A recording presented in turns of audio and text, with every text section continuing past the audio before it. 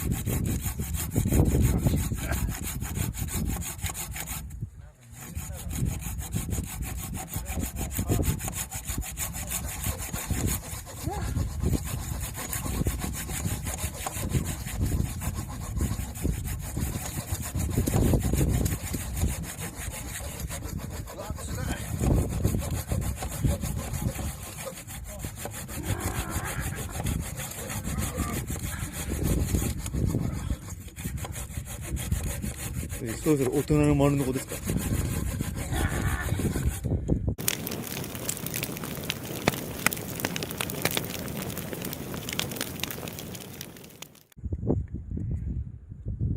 れでしょ、そこサクサクっとしてさ、こう火つけるの、なんちゅうの、フェーザーしてみる。ああ、これはね。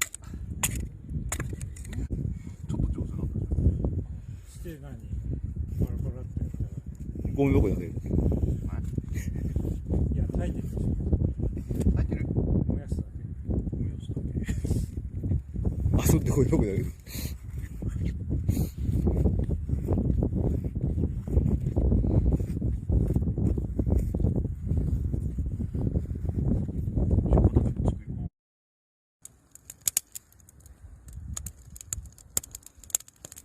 難しい。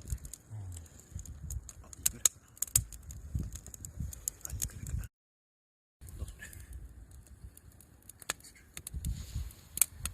難しいんだから一人でやるだろ。あ、サンドイッチ。いや、いいし。どうぞ。